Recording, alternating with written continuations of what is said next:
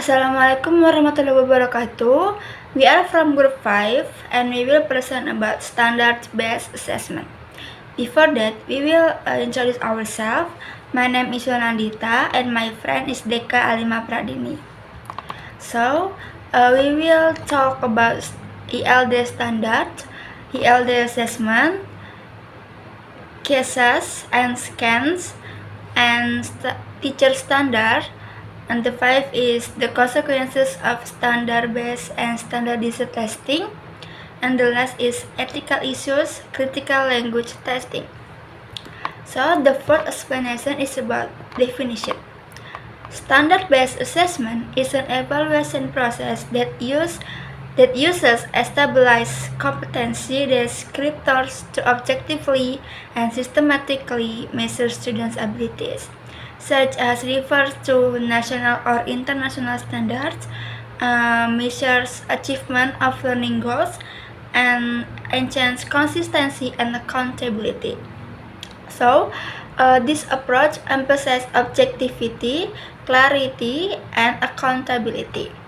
It eliminates ambiguity by outlining specific competences, such as use the present perfect tense to describe recent experience or summarize spoken narrative, and assessing whether students can perform them successfully.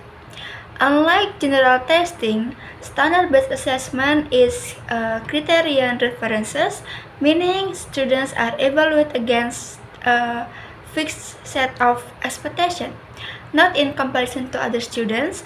This promotes a growth-oriented, equitability learning environment and allows both teachers and learners to track progress accurately.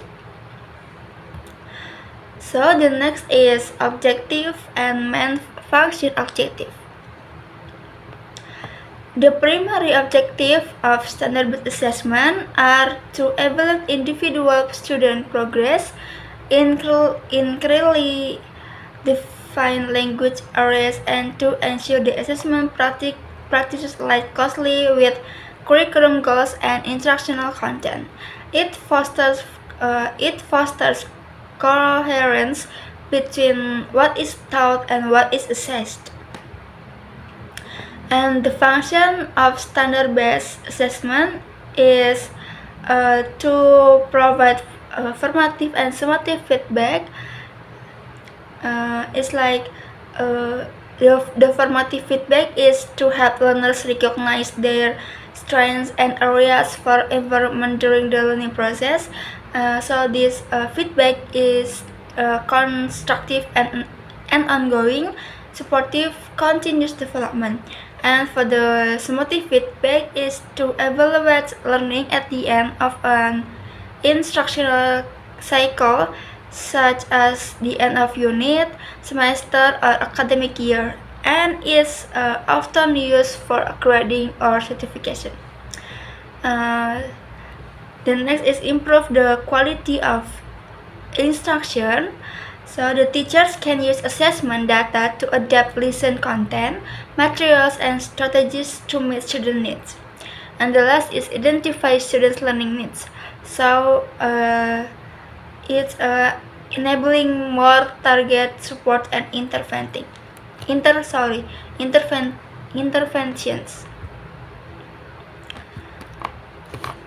The next is characteristics of standard-based assessment. The first is based on measurable competencies that reflect what students are expected to know and be able to do. For example, being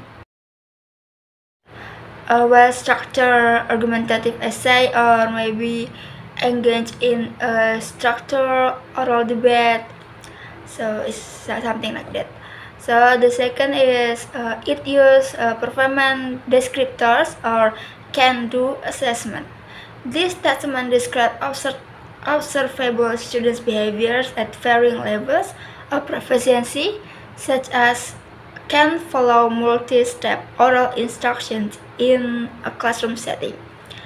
And the next is It must adhere to four foundation principle of assessment.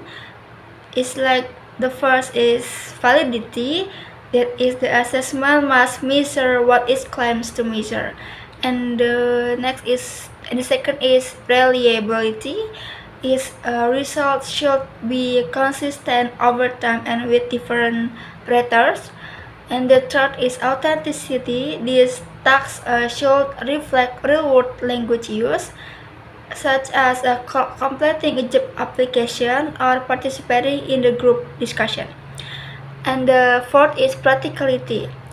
This assessment must be manageable and feasible within the classroom context. And the last is includes test, observation, project, and portfolios. And the next explanation is about ELD standards or English language development. The ELD standards, particularly those implemented in California, provide a clear example of how standard-based assessment work in the practice for ESL students. So the standards break language proficiency into a level beginning, intermediate, and advanced to guide instruction and evaluation. So each level includes specific descriptors for what learners should be able to do in the four key language dominants like listening, speaking, reading, and writing. So for example, the beginning level early might be expected to answer yes or no question or maybe label classroom objects. So for the intermediate level, a student may retell short story, give basic explanations, or write paragraph with some grammatical errors. And for advanced level, student might be expected to participate in debates, write essays with strong cohesion, or interpret figurative language. And the next is about standardized assessment instruments.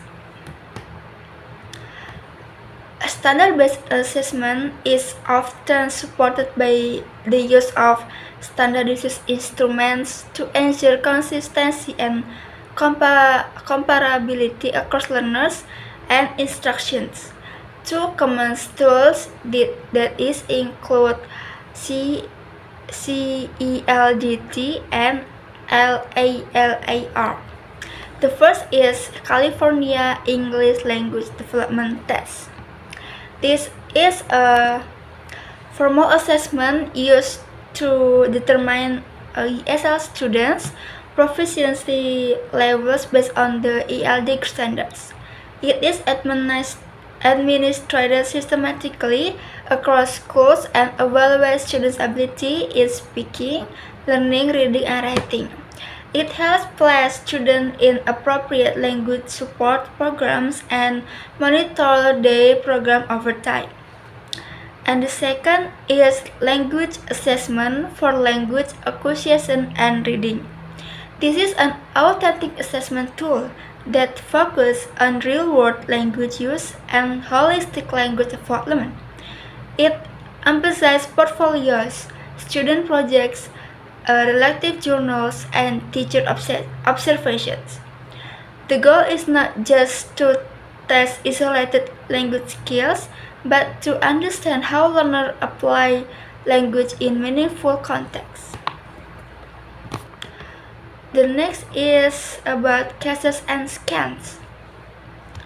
So the cases is comprehensive adult student assessment system. So this is designed for adult learners in various contexts, such as immigrants, job seekers, or returning students. It assesses language proficiency while integrating essential life skills and critical thinking. And the second is scans. Scans, that is secretaries commission, and achieving necessary skills. That is, identify core competencies required in the workplace, and this is include the ability to work effectively with others, and the second is use modern technology, and the last is communicate professionally. The next is about teacher standards. In a standard-based environment, teachers themselves are also held to professional standards. Effective language teachers are expected to demonstrate the first is linguistic and pedagogical knowledge, and the second is cultural awareness, and the third is ability to design and assess instruction, and the last is evaluation through observation, portfolio, and performance-based tasks. Hello everyone, my name is Rika Alima Pradini and I will discuss the consequences of standard-based and standardized testing. This slide explains how standardized tests like TOEFL, SAT, and GRE act as gatekeepers for higher education. Since their use globally, they carry huge influence. A case of organized cheating in TOEFL shows how intense the pressure is. It raises ethical issues around fairness, trust, and equal access to these exams. The next we have test bias and cultural concerns. This part highlights how standardized tests often carry cultural and linguistic bias. They reflect Western middle-class norms which can disadvantage students from different backgrounds. Not all learners do well in multiple choices formats, and the focus on verbal and logical skills ignores other types of intelligence. So many capable students aren't being assessed fairly. The next, we have test-driven learning and teaching. Here we talk about how exam can dominate students' motivation, especially in places like Japan, Korea, Taiwan, and the US. Instead of learning to understand, students just learn to pass the test. Teachers are also under pressure, sometimes even receiving bonuses for test scores. Sadly, schools in poorer areas are punished for low results rather than being supported. The next, we have socio-political nature of tests. This slide shows that tests are not neutral tools. They reflect certain cultural, political, and ideological values. In some countries, they use to deny citizenship or restrict access to opportunity. Even a global test like TOEFL, despite being reviewed and still reflect dominant worldviews and exclude alternative perspective. The next, we have ethical issues of The next we have ethical issues and critical language testing. Here we move into ethical concerns. Scholars like Medina and Sohami argue that large-scale tests are tools of power and control. Critical language testing encourages us to question whether these tests are truly fair. The concerns: ignoring diverse learning style, reinforcing inequality, and relying too much on single test for major life decision. The next, we have slide about towards fairer assessment. This final slide proposed more inclusive solution. Instead of depending on one exam, combine it with interviews, portfolio, or oral tests. Use different type of test item to match different abilities.